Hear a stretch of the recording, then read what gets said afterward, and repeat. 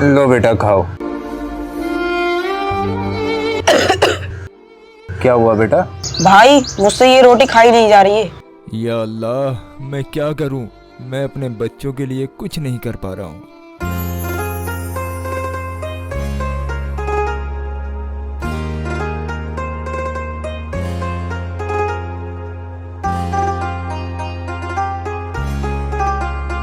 पापा ये सूखी रोटी कब तक होंगे? भाई ये पड़ोसी अच्छा अच्छा खाना खाते हैं, अल्लाह हमें क्यों नहीं देता है?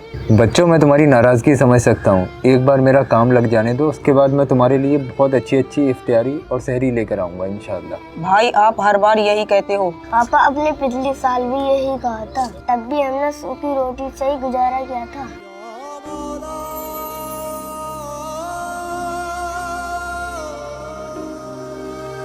बेटा तुम अल्लाह पर भरोसा रखो, इंशाअल्लाह सब ठीक हो जाएगा। चलो बेटा मैं नमाज के लिए जा रहा हूँ, तुम लोग ये सामान उठा के अंदर रख देना और नमाज तुम भी पढ़ लेना और कुरान पाक की तिलावत कर लेना।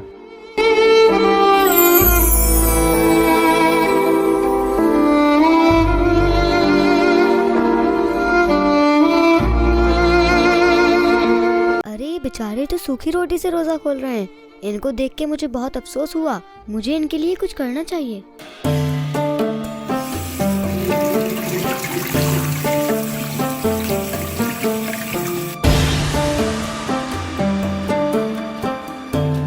भाई वो जो झोपड़ी वाले हैं ना, वो सूखी रोटी से रोजा इफ्तार कर रहे हैं, जिसे देख के मुझे बहुत दुख हो रहा है। तुझे क्यों दुख हो रहा है?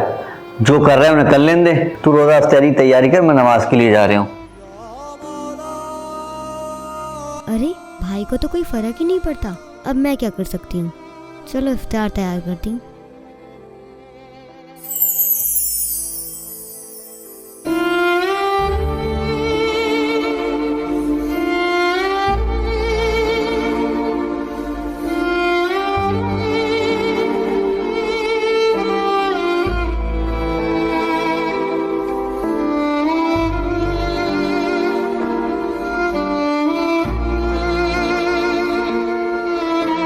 पता नहीं वो लोग क्या कर रहे होंगे। उन्होंने सहरी की होगी या नहीं? आज भी उन लोगों को कुछ नसीब हुआ होगा या नहीं? मेरा दिल बहुत घबरा रहा है। या अल्लाह उनकी मदद फरमाना। 3 बच्चों के हैं, उनको देखकर आती हूँ वो लोग क्या कर रहे हैं।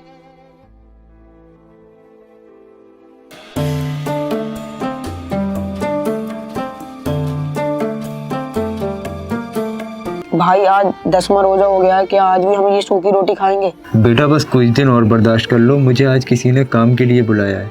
आज मेरा काम लग जाने दो, उसके बाद मैं तुम्हारे लिए बहुत अच्छी अच्छी चीज़ें लेकर आऊँगा।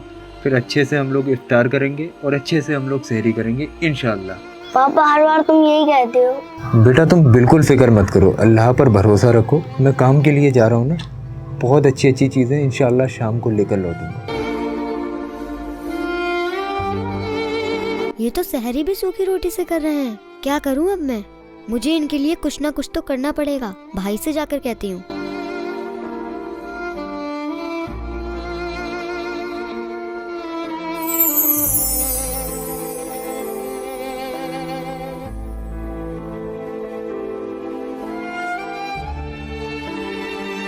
भाई आपने सहरी कर ली?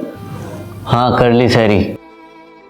उरूज, तू इतनी सुबह सुबह बाहर क्या करने गई थी? अरे मैं उन झोपड़ी वाले बच्चों को देखने गई थी। उन्होंने कल इफ्तार भी सूखी रोटी से किया था और अब सहरी भी सूखी रोटी से कर रहे हैं। तुझे क्या लेना देना उन लोगों से? अरे भाई जाहिर सी बात है, हमें उन लोगों की मदद करनी चाहिए। मदद की बात कर रही तू? अरे तुझे पता है वो लोग क्या और हम क्या हैं? अरे वो झोपड़ों में रहने वाले और हम कहाँ महल में रहने वाले। अरे हमारे पास क्या नहीं है? दौलत है, गाड़ी है, शोहरत है, पैसा है, सब कुछ है हमारे पास। अगर हम उन जैसों के मुंह लगेंगे ना तो लोग हमारे बारे में क्या कहेंगे? भाई आप लोगों के बारे में सोच रहे हो, ये सोचो कि अल्लाह को जाकर क्या मुंह दिखाओगे। भाई अमीरी गरीबी कुछ नहीं होती, सबसे बड़ी होती है इंसानियत। भाई ये घमंड और तकब्बुर कुछ नहीं होता है। दौलत, शोहरत, जमीन जायदाद सब यही रह जाएंगे। अगर हमारे साथ कुछ जाएगा तो वो है हमारे अमाल। भाई लोगों की पहचान करना सीखो, भले ही वो गरीब हैं लेकिन दिल के अच्छे हैं। और हम तो अपने आप को प्यारे नबी का उम्मती कहते हैं, तो हम लोग अपनी दौलत पर तकब्बुर कैसे कर सकते हैं? और आप क्या भूल गए कि हजरत अली ने रातों में जाग जाग कर लोगों की मदद कैसे की? और अपने घरों में फाके होने के बावजूद भी कभी किसी गरीब को भूखा नहीं सोने दिया, और यहाँ तक कि उन्होंने अपनी पूरी जिंदगी सादगी के साथ गुजार दी। और आप गरीबों की मदद करने में अपनी शर्म महसूस करते हो। बहन तू बिल्कुल सही कह रही है, इस पैसे और दौलत के चक्कर में मैं बिल्कुल अंधा हो गया था। शुक्र है आपको एहसास हो गया। अब ये सोचो कि उन लोगों की मदद कैसे करनी है। एक काम करते हैं, आज अपने घर पर उन्हें इफ्तियारी पे बुला लेते हैं। ठीक है भाई, आज हम उन लोगों को इफ्तार पर बुला लेते हैं और आगे रोजों में उन लोगों को कोई दिक्कत ना आए, इसलिए हम उन्हें कुछ राशन भी दे देंगे। ठीक है बहन।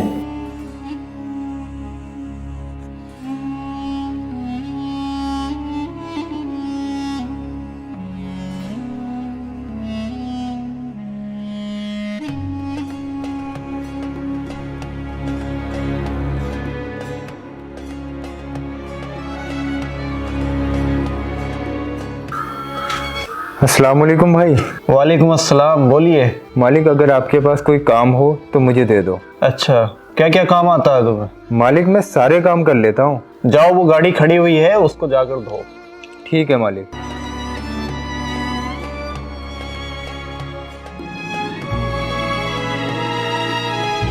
शुभ भाई, लगता है कोई नया बंदा आया है।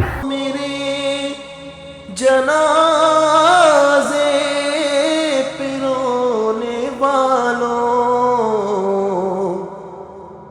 फरेब में हो बगौर देखो, मरा नहीं हूँ, गमे नबी में लिबास हस्ती बदल गया हूँ। तो भाई क्या हुआ भाई? तो हुआ भाई, मेरा रोज़ा है जिसकी वजह से मुझे बहुत तेज़ चक्कर आने लगा, कमज़ोरी सी लग रही है मुझे बहुत। चलो कोई बात नहीं भाई, इधर आ जाइए, आप थोड़ा आराम कर लीजिए, आ जाइए।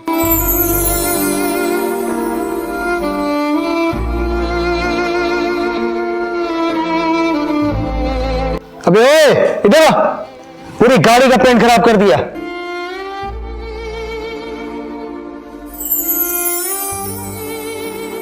क्यों बे, ये क्या किया तूने? पूरी गाड़ी का पेंट खराब कर दिया। अब मैं अगले कस्टमर को क्या जवाब दूंगा? मालिक, इसका रोजा था, इसको चक्कर आ गए थे। चुप बे, तू अपना काम कर, निकल यहां से। देख भाई, तू पहले दिन ही आया और तूने मेरा इतना नुकसान करा दिया। अभी तू यहाँ से चले जा, जाओ निकल। मालिक, मैं यहाँ से चला तो जा रहा हूँ, लेकिन जो मेरे पैसे बने हैं वो पैसे मुझे दे दो। क्या बात कर रहा है? किस चीज के पैसे? एक तो तूने मेरा इतना नुकसान करा दिया, ऊपर से पैसे मांग रहा है। मालिक, मेरे छोटे छोटे बच्चे हैं, मैं इफ्तार के लिए काम करने के लिए आया था, मैं उन्हें क्या खिलाऊंगा जाके? बहुत ज़्यादा परेशानी के हालात हैं, आप मुझे पैसे दे दो। तो मैंने क्या दुनिया के सारे गरीब बच्चों का ठेका लिया है? देख, तूने नुकसान बहुत बड़ा करा है, इसका अगर जुर्माना भरा गया ना तो बहुत महंगा पड़ जाएगा, इसलिए तो मैं तुझसे कह रहा हूँ कि तू निकल जाए यहाँ से अभी के अभी। चल निकल यहाँ से जल्दी। मालिक, मुझसे गलती हो गई, हो सके तो माफ़ कर दो, पर मुझे काम से मत निकालो, मेरे बच्चे भूखे मर जाएंगे। तू मेरा ज्यादा दिमाग खराब करा है, चल निकल यहाँ से, चल। पता नहीं कहाँ कहाँ से आ जाते हैं। मुस्तफा के दीवानी, मुस्तफा के दीवानी, घर से जब निकलते हैं, छोड़ फिक्र दुनिया की।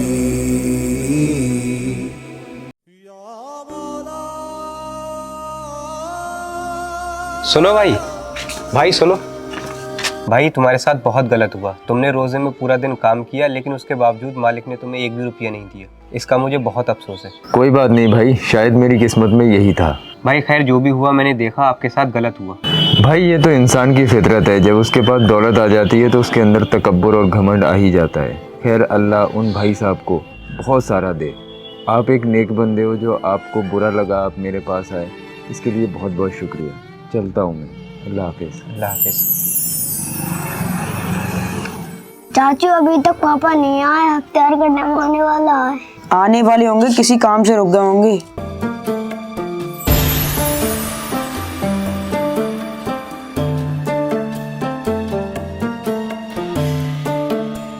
बच्चों आओ, आज आप हमारे घर चलो, आज आप रोजा हमारे घर इफ्तार करना। नहीं अपी, हमारे भाई आने वाले हैं, वो हमारे लिए इफ्तियारी लेके आएंगे। अरे बच्चों, तुम्हारे भाई ने ही बोला है, तुम चलो हमारे साथ, तुम्हारे भाई भी रोजा इफ्तार करने आएंगे। आओ बेटा, देर हो रही है इफ्तारी के लिए।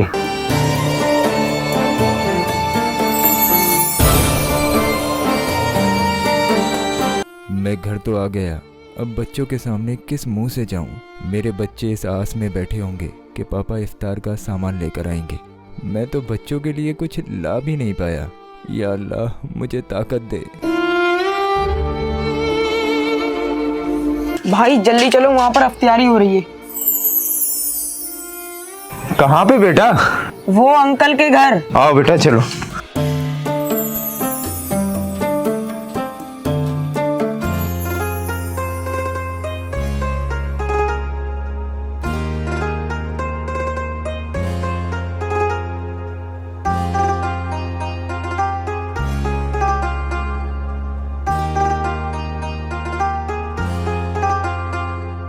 है ये माहे ईमान, है ये माहे फैजान, है ये माहे रमजान। अंकल अभी तक मेरे पापा क्यों नहीं आए? बेटा अजान से पहले आ जाएंगे, हमने भेजा है बुलवाने। किधर है बेटा?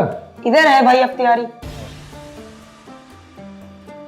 अस्सलाम वालेकुम भाईजान। वालेकुम अस्सलाम। आइए आइए बैठिए। चलो बेटा बैठो।